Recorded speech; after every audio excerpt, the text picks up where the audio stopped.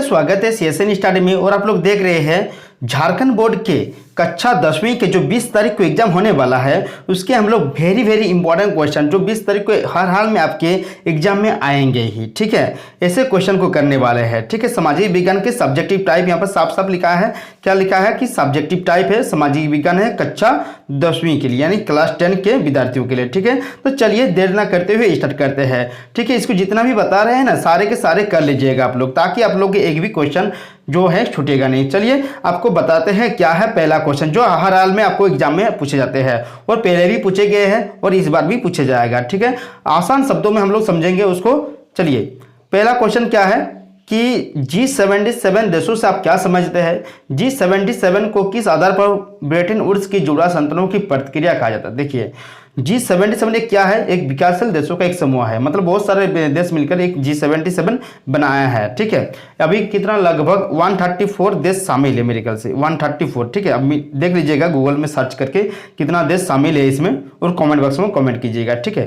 तो इसमें G77 विकासशील देश का एक समूह ग्रुप है जो नई अंतर्राष्ट्रीय आर्थिक व्यवस्था NIO को प्राप्त करने के लिए सामूहिक रूप से काम करते हैं। मतलब सब मिलकर एक तरह का क्या करते हैं, अंतर्राष्ट्रीय आर्थिक व्यवस्था को मतलब सुधार करने का काम करते हैं। यहाँ पर साफ साफ क्या लिखा है कि IMF और विश्व बैंक, जानते हैं IMF ये दोनों क्या था, ब्रेटन वुड्स की दोहरे समझौते के असंतोषजनक सेवाओं के कारण ही आजाद हुए मुल्कों ने G77 का संगठन किया। यानी कि जब बहुत सारे विकासशील देश थे इन सभी IMF और विश्व बैंक से क्या करते थे, पैसा लेते थे या आर्थिक मतलब कुछ भी मदद लेते थे, तो वो बदले में क्या लेते थे, उस देश से उसकी जितने भी संसाधन होते थे उसको कर्ज के रूप में ले लेते थे। यदि नहीं लौटा पाएंगे तो उसका जितना भी है, जितने भी संसाधन हो उसको यूज कर सकते थे। मतलब एक तरह का क्या, उसको पहले कर्ज देते थे उसके बाद कुछ गिरवी रखकर, ठीक है, गिरवी रखकर उसको क्या करते हैं, उसको मतलब कर्ज में फंसा देते थे, ठीक है। तो यह उसको देखते हुए क्या G77 का जो आज विकासशील देश थे इसमें भारत भी शामिल है, तो सब मिलकर क्या क्या कि G77 ये विकासशील देशों ने एक समूह बनाया था, ठीक है। इनकी आज़ादी के बाद ब्रेटन वुड्स की संस्थान गरीब मुल्कों को वित्तीय सहायता का प्रस्ताव किया था, ठीक है। लेकिन इसके एवज में उनके प्राकृतिक, देखिए साफ साफ लिखा है, लेकिन इसके एवज में उनके प्राकृतिक संसाधनों गारंटी के तौर पर इन संस्थाओं ने अपने नियंत्रण में ले लिया था, ठीक है। साफ साफ लिखा है जो वर्ल्ड बैंक और IMF था वो उनके संसाधनों को क्या करते थे, ले लेते थे गारंटी के तौर पर, इस नहीं देंगे तो। इस प्रकार विकासशील देशों जो विकसित देशों की भांति औद्योगिक विकास के राह पर चलना चाहते थे, यहाँ पर साफ साफ जो विकासशील देश है जो विकसित होना चाहते थे मतलब उद्योग को बढ़ाकर उद्योगों के तौर पर विकास करके, लेकिन क्या हो रहा था वो तो IMF और विश्व बैंक क्या कर रहे थे, उसको मतलब कर्ज दे रहे थे, उसके बाद जितना भी प्राकृतिक संसाधन थे उसको क्या कर रहे थे, हड़प रहे थे, कर्ज में डुबा रहे थे, ठीक है। जैसे पाकिस्तान खाल हुआ अभी। ब्रेटन वुड्स की संस्थाओं ने उनका मार्ग अवरुद्ध कर दिया। प्रतिक्रिया स्वरूप G77 मतलब उसको देखते हुए ब्रेटन वुड्स की संस्थाओं ने उनका मार्ग अवरुद्ध कर दिया। प्रतिक्रिया स्वरूप मतलब उसको देखते हुए G7 विकासशील देशों ने क्या बनाया, G77 समूह अस्तित्व में आ गया। नेक्स्ट क्या है, कार्न लॉ क्या था, इस क्यों समाप्त किया गया, इसकी समाप्ति के क्या परिणाम हुए? मक्का के आयात पर पाबंदी, कार्न लॉ मतलब कार्न मतलब मक्का होता है, तो मक्का के आयात पर जो है पाबंदी मतलब कार्न लॉ होता है। यह भूस्वामियों को दबाव में किया गया, ये जो भूस्वामी होते हैं उसके दबाव में किया गया था, ठीक है। नेक्स्ट क्या है इसी का आंसर, इसको कर लीजिएगा सारे जितना भी सब्जेक्टिव प्रश्न बता रहे हैं VVI सब्जेक्टिव प्रश्न है, ठीक है। नेक्स्ट क्या है, लोग 3 नंबर है कि लोग इस कानून से नाराज थे क्योंकि खाद्य पदार्थों की कीमतें बहुत ऊंची थी, ठीक है। जो मतलब जो खाद्य पदार्थ जो थी, जो खाने की वस्तुएं थी बहुत ही ज़्यादा कीमत थी, जिसके कारण से इस कानून से नाराज थे। नेक्स्ट क्या है, 4 नंबर इसी का पॉइंट है, कार्न लॉ की समाप्ति के बाद ब्रिटेन में आयातित खाद्य पदार्थों की लागत यहाँ पैदा होने वाले खाद्य पदार्थों से भी कम थी। मतलब यहाँ पर जो कार्न लॉ लगाया गया था समाप्ति के बाद क्या हो गया कि खाद्य पदार्थ की लागत यहाँ पैदा होने वाले खाद्य पदार्थों से भी कम थी। मतलब जो कार्न लॉ जैसे लगाया था तो वहाँ के खाद्य पदार्थों से भी क्या थी, वहाँ पर उपज होने वाले, ठीक है, का मतलब उसका कीमत क्या था, कम था। नेक्स्ट क्या है कि जिसके कारण ब्रिटिश किसान आयातित माल की कीमत का मुकाबला नहीं कर सकते थे। मतलब जो आयातित के माल थे उसका मुकाबला ब्रिटिश किसान नहीं कर पा रहे थे, जिसके कारण ब्रिटिश किसानों की हालत बिगड़ने लगी थी। मतलब वो जो बाहर से आते थे उसको उसके मुकाबले जहाँ पर वहाँ पर उपज होते थे वो नहीं कर पा रहे थे, उसके मुकाबले दे नहीं पा रहा था, जिसके कारण से यह किसानों की हालत क्या हो रही थी, बिगड़ने लगी थी। नेक्स्ट चलिए प्रश्न देखते हैं हम लोग तीसरा नंबर कि पॉइंट वाइज समझ रहे हैं तो हमारे चैनल में क्या है, नए हैं तो सब्सक्राइब के बेल आइकन को प्रेस कर दीजिएगा, ठीक है। नेक्स्ट क्वेश्चन क्या है, आप वीडियो को ज़्यादा से ज़्यादा शेयर कर दीजिएगा अपने दोस्तों को। चलिए स्टार्ट करते हैं। 3 नंबर, खाद्य उपलब्धता तकनीकी के प्रभाव को दर्शाने के लिए इतिहास से 2 उदाहरण दे। खाद्य उपलब्धता तो 1890 तक वैश्विक अर्थव्यवस्था सामने आ चुकी थी। तकनीकी मतलब औजारे हो गया, बहुत सारे जो तकनीकी हो गया, ट्रैक्टर भी क्या है, एक तकनीकी है ना। ट्रैक्टर आगे पहले हल से जोतते थे तो क्या होता, बहुत ही कम खेत जोत पाते थे, तभी ट्रैक्टर आगे बहुत बड़े बड़े खेतों में क्या हो रहा है, उपज बढ़ रहा है, खाद्य उपलब्धता बढ़ रहा है कि नहीं। तो तकनीकी के प्रभाव से के कारण क्या प्रभाव हुआ, इतिहास के मतलब इतिहास को क्या बोला यहाँ पर, प्रभाव को दर्शाने के लिए इतिहास से 2 उदाहरण दीजिए इतिहास से। 1890, ठीक है, 1890 तक वैश्विक अर्थव्यवस्था सामने आ चुकी थी।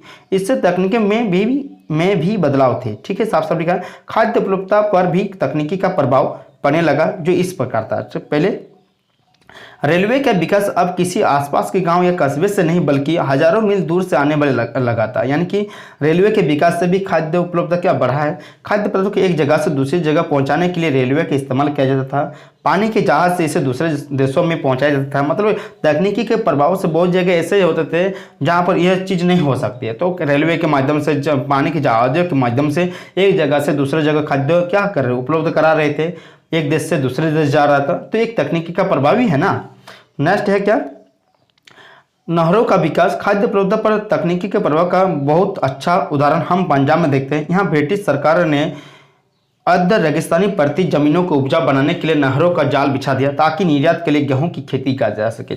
बहुत सारे नहर बनाए गए, ठीक है, जो क्या होने लगे, जिससे नहरों को, जैसे पंजाब में कि नहर का बहुत सारे बनाए गए, तो क्या हुआ, बाकी जगह पर जहाँ पर गेहूं उपज हो रहा था पानी की जरूरत होती थी, लेकिन नहर बनाने से नदी का पानी के एक जगह से दूसरी जगह पहुंचा जा रहा था। तकनीकी के माध्यम से इतना बड़ा नहर बना पाया ना, तो एक तरह का गेहूं की उपज भी क्या हो, तकनीकी के माध्यम से बढ़ा कि नहीं।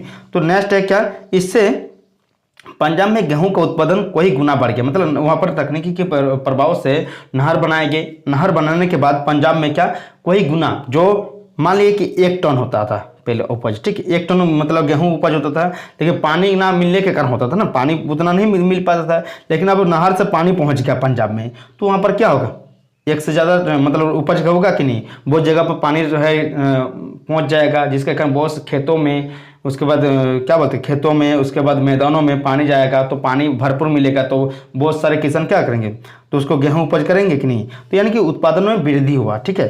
तो यहाँ पर लिखा है साफ साफ, और गेहूं को बाहर बेचा जाने लगा, यानी कि जिसके कारण क्या हुआ, बहुत गुना बढ़ गया, जिसके कारण बहुत गुना बढ़ने से क्या होगा, जो खुद का भी खाएंगे और जो बचेगा उसके बाद बेचेंगे कि नहीं। हाँ, तो इसीलिए काम का मतलब पैसा तो कुछ मतलब ऐसे खाने के लिए सिर्फ थोड़े ना सब कोई उपज करता है, पैसा के लिए भी क्यों उपज करते हैं ना। तो खाने के लिए खुद का तो हो जाता है, लेकिन उस जो बढ़ेगा उसको क्या करेंगे, बेचेगा ना। तो बहुत ज़्यादा यदि हो जाएगा तो उसको क्या करते थे, पंजाब के लोग बेचते थे, गेहूं बाहर भी बेचा करते थे, ठीक है। नेक्स्ट क्वेश्चन क्या है, रेफ्रिजरेशन तकनीकी का विकास, ठीक है। 1870 के दशक तक अमेरिका से यूरोप के मांस का निर्यात नहीं किया जाता था। उस समय जिंदा जानवर ही भेजे जाते थे। मतलब उस समय क्या, रेफ्रिजरेशन मतलब देखिए साफ साफ लिखा है कि मांस के निर्यात के लिए, ठीक है, मांस जो निर्यात के लिए नहीं किया जाता, मतलब एक देश से दूसरे देश नहीं भेजा जाता, उसको सिर्फ जिंदा जानवर ही भेजे जाते हैं, जिन्हें यूरोप ले जाकर काटा जाता। वहाँ पर ले जाकर क्या करते थे, मांस की उपज के लिए काटते थे।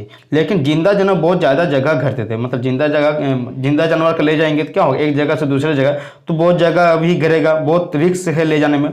बहुत सारे लंबे सफ़र में मर जाते थे, बहुत सारे लंबे एक देश से दूसरे देश जा रहा है तो लंबे मर भी जाते होंगे। बहुतों का वजन गिर जाता था, खाने को नहीं मिलेगा, जहाज पर बैठा कर ले जा रहे हैं, एक जहाज पर बैठा कर ले जा रहे हैं, कोई दिनों से खाने को नहीं मिलेगा तो एकदम, ठीक है, तो क्या हो जाएगा, खराब होगा कि नहीं, जिंदा ही मर जाते थे, वजन घट जाता था। उसके बाद क्या, ये खाने लायक नहीं रहते थे, देखिए सब ये खाने लायक नहीं रहते थे, इसलिए मांस खाना एक महंगा सौदा था। उस समय की जो था मांस खाना बहुत ही महंगा सौदा था। ये नई तकनीक के कारण आने यह स्थिति बदल गई पानी के जहाज में रेफ्रिजरेशन की तकनीक स्थापित कर दी गई, जिससे जल्दी खराब होने वाले चीज़ों को भी लंबी यात्राओं पर ले जाया जा सके। ठीक है, यहाँ पर जाया जा सकता है। अब अमेरिका, ऑस्ट्रेलिया, न्यूजीलैंड सब जगह से जानवर की बजाय उनकी मांग से ही यूरोप भेजे जाने लगा। इससे न केवल समुद्री यात्रा में आने वाली खर्चा कम हो गई, बल्कि यूरोप में मांस के दाम भी गिर गए। अब बहुत सारे लोगों को भोजन मांसाहार शामिल हो गया, यानी कि बहुत सारे उस समय क्या होता था, रेफ्रिजरेशन मतलब उसको ठंडा करके क्या कर रहे हैं, मांस को एक जगह से दूसरी जगह ले जा रहे हैं ना। लेकिन उस समय जो तकनीकी नहीं था तो जिंदा को ही ले जाते थे, जो बहुत ही कठिनाई था, मर जाते थे, वजन घट जाते थे। लेकिन अब क्या होगा, रेफ्रिजरेशन मतलब उसको ठंडा करके मतलब रेफ्रिज करके उसको क्या कर रहे हैं, एक जगह से उसको वहीं पर काट करके उसको क्या बक्सा में भर कर उसको एक जगह से दूसरी जगह ले जा रहा है। तो उसमें क्या होगा, कुछ दिक्कत नहीं होगा, क्योंकि जैसे अभी क्या करते हैं, बाजार सब्जी लाते हैं, एक दिन क्या करते हैं, फ्रिज में डाल देते हैं, फ्रिज में डालते हैं कि नहीं, बाजार सब्जी लाते हैं, वो जो क्या करते हैं फ्रिज में, तो उसको ठंडा करके ठंडा हो जाता है, जैसा कहते हैं सही रह जाता है, थोड़ा सा इफेक्ट होता है लेकिन उतना इफेक्ट नहीं पड़ता है। ठीक है, तो रेफ्रिजरेशन की प्रक्रिया भी एक तरह का क्या होता है कि मांस जैसा हो वैसी तरह का रह जाएगा। ठीक है, तो उस समय क्या होता था, तो रेफ्रिजरेशन जब बाद में तकनीकी आया तो रेफ्रिजरेशन काट यहीं पर काट देते थे, जो जानवर थे उसको काटने के बाद दूसरे जगह उसको पैकिंग करके भेज देते। तो ये क्या हो गया, जहाँ पर मांस की कमी थी यूरोप देशों में, तो वहाँ पर भी दाम गिर गया, मतलब दाम में कमी आई। अब बहुत सारे लोग क्या मांसाहार हो गए, मतलब मांस खाने लगे। तो नेक्स्ट क्वेश्चन चले देखते हैं, महामंदी के कारण की व्याख्या करें। तो महामंदी क्या है, चलिए जानते हैं, कारणों की व्याख्या करें। ठीक है, साफ साफ लिखा है 1929 में आर्थिक महामंदी। देखिए साफ साफ लिखा है क्या कि महामंदी के कारणों की व्याख्या करें। तो 1929 में आर्थिक महामंदी की शुरुआत हुई। ठीक है, 1929 में क्या होती है, आर्थिक महामंदी। इस मंदी के प्रमुख कारण निम्नलिखित है। क्या क्या कारण है, चलिए देखते हैं। औद्योगिक क्रांति के कारण अमेरिका तथा ब्रिटेन में बड़े पैमाने पर उत्पादन कार्य होने लगा था। 1930 तक तैयार माल का इतना बड़ा भंडार एकत्र हो गया कि उनका कोई खरीदार ना रहा। मतलब बहुत ज़्यादा, देखिए भंडार तो हो जाएगा, बहुत ज़्यादा संसाधन हो जाएगा, लेकिन उसका खरीदार भी तो होना चाहिए। माल तो तैयार हो गया लेकिन खरीदार नहीं मिलेगा तो क्या होगा, बहुत उसको इफेक्ट पड़ेगा कि नहीं ना, तो मंदी हो जाएगा ना। नेक्स्ट क्वेश्चन क्या, इसी का आंसर है कि कृषि क्षेत्र में अति उत्पादन के कारण कृषि उत्पादों की कीमतें गिरने लगी। मतलब बहुत, जैसे अभी टमाटर, देखिए कुछ दिन पहले टमाटर का 2 रुपया 3 रुपया किलो मिल रहा था, बहुत ज़्यादा उपज हो गया था, तो लेने वाला भी कोई नहीं था। तो क्या हो गया, एक तरह का जो किसान थे वो मंदी में चला, मतलब उसको नुकसान होगा कि नहीं, तो बहुत ज़्यादा हो जाएगा तो भी खराब है, उसको कुछ दाम ही नहीं मिलेगा तो भी खराब है ना, तो कीमतें गिर जाएगी, तो किसानों की आय क्या हो जाएगी, घट जाएगी। तो इस प्रकार से क्या होती है, तो उपज भी ऐसा होना चाहिए, मतलब उपज तो ज़्यादा होना चाहिए लेकिन उसका खरीदारी भी होना चाहिए। ऐसा नहीं कि खरीदारी नहीं हो और उपज ज़्यादा हो जाए तो वो खराब हो जाता है, तो किसानों को क्या होता है, मंदी हो जाता है। ठीक है, तो अब नेक्स्ट इस 2 नंबर देखिए क्या पॉइंट है, देखिए साफ साफ लिखा है, कृषि क्षेत्र में अति उत्पादन के कारण कृषि उत्पादों की कीमतें गिरने लगी। किसानों ने अपनी घटती आय को बढ़ाने के अधिक उत्पादन करना शुरू कर दिया, किंतु इससे कीमतें और गिरने लगी। मतलब वो लोग क्या, किसान जो थे उपज बढ़ाया लेकिन कीमत क्या हो गया, घट गया। उपज बढ़ाने से कीमत बढ़ती तो अब ना उसको मतलब महामंदी का शिकार नहीं होना पड़ता। लेकिन क्या हो रहा है, खरीदारियों के अभाव में कृषि उपज में पड़ी सड़ने लगी। मतलब जो जैसे टमाटर अभी कुछ दिन पहले क्या हो रहा है, झारखंड में बहुत ज़्यादा कीमत मतलब कम हो गया था। मतलब कि इसमें साफ साफ देखने को मिल रहा है कि उत्पादन बढ़ने से ही सिर्फ नहीं, उसमें क्या हो रहा है, महामंदी के किसानों को क्या करना पड़ता है, उत्पादन बढ़ा रहा है तो किसानों को क्या मिल रहा है, महामंदी का भुगतना पड़ रहा है, यानी कि उसको क्या करना, नुकसान भुगतना पड़ रहा है। तो ऐसे ही मतलब बहुत सारे जो है हम लोग अभी समझे कि टमाटर क्या धीरे धीरे कम हो गया था, जो तो खेत में ही सड़ने लग गए थे, मैदान में ही जो जहाँ पर उपज हो रहा था वहीं पर सड़ने लगे थे, क्योंकि उसको तो बाजार लेकर कोई फ़ायदा नहीं है। तो चलिए नेक्स्ट समझते हैं आप, तीसरा नंबर, कि संकट से पूर्व बहुत से देशों ने अमेरिका से कर्ज लेकर अपनी अर्थव्यवस्था चलाते थे। 1928 के कुछ समय पहले विदेशों में अमेरिका का कर्ज $1 अरब था। साल भर के भीतर यह कर्ज घटकर केवल चौथाई रह गया। जो देश के अमेरिकी कर्ज पर सबसे ज़्यादा निर्भर थे उनके सामने गहरा संकट खड़ा हो गया। मतलब जो देश अमेरिका से कर्ज लेते तो उसके सामने गहरा तो संकट खड़ा हो जाएगा ना, क्योंकि उसका तो लौटा नहीं पाया लौटा नहीं पाया होगा, इसीलिए संकट हो जाए। नेक्स्ट क्वेश्चन को समझते हैं उसी का आंसर को। यूरोप में कोई बड़े बैंक धराशायी हो गए, कोई देशों की मुद्रा की कीमत बुरी तरह गिर गया ना। अमेरिकी सरकार इस महामंदी से अपनी अर्थव्यवस्था को बचाने के लिए आयातित पदार्थों पर 2 गुना सीमा शुल्क वसूल करने लगी। मतलब क्या कर टैक्स बढ़ा दिया गया था। अमेरिका जो है वो अपने सरकार ने क्या किया था, अर्थव्यवस्था को बचाने के लिए बहुत ज़्यादा टैक्स लगा दिया था। बहुत सारे बैंकों के जो कई बड़े बैंक थे वो धराशायी हो गई, ठीक है, वो मतलब वो हानि में चला गया, ठीक है। जो बहुत देशों के जो है मुद्रा मानी जो उसके पैसों की कीमत है, जैसे हमारे यहाँ 1 रुपया, पाकिस्तान का 2 रुपया ना, तो इस तरह से अभी पाकिस्तान का समझने जाएंगे तो बांग्लादेश का, नेपाल का हम लोग से कम है कि नहीं। जैसे $1 बराबर हम लोग का यहाँ का अमेरिका कितना 75 से 80 रुपये होता है ना। तो उसी तरह से क्या हो गया, धीरे धीरे हम लोग का और मतलब से बढ़ गया। हम लोग का कितने ये मतलब $1 बराबर कितना होता है 70। $1 बराबर कितना होता है, $1 में 75 से 80 रुपीज़ ना, इतना ज़्यादा बढ़ा हुआ है अमेरिका का डॉलर। मतलब क्या हम लोग का पैसा से 75 या 80 रुपीज़ होता है $1 में, तो कितना गुना बढ़ा हुआ है अमेरिका का डॉलर। तो एक तरह का क्या हो रहा है, धीरे धीरे मतलब हमारा जो पैसा है उसके सामने क्या कीमत कम हो रहा है ना डॉलर के सामने। तो इस तरह का बहुत सारे देशों का क्या मुद्रा की कीमत बुरी तरह से गिर गया था। अमेरिका के शेयर बाजार में शेयर की कीमत में गिरावट आ गई। इसकी वजह से लाखों व्यापारियों का दिवाला निकल गया, ठीक है। बहुत सारे जो है वो क्या बोलते हैं, वो बहुत सारे जो शेयर मार्केट जो शेयर की कीमत, शेयर मार्केट की कीमत गिरावट हो गई थी, जिसके कारण लाखों व्यापारी थे वो क्या हो गया, वो कंगाल हो गए थे, ठीक है। नेक्स्ट क्वेश्चन उसी का नेक्स्ट क्वेश्चन है यहाँ पर कि 5 नंबर है, भारतीय अर्थव्यवस्था महामंदी का क्या बोल। देखिए हम लोग महामंदी का प्रभाव देखे पूरा यूरोप में देखे, अभी भारत अन्य देशों में देखे, अभी हम लोग भारत में देखते हैं। चलिए भारतीय अर्थव्यवस्था पर महामंदी का क्या प्रभाव पड़ा। 1928 से 1934 के बीच देश का आयात निर्यात घटकर आधा रह गया, ठीक। 1928 से जब महामंदी का प्रभाव पड़ा था और 1928 से 1934 के बीच तो आयात निर्यात का क्या हो गया था, हमारे यहाँ पर भी वो घटकर आधा हो गया था।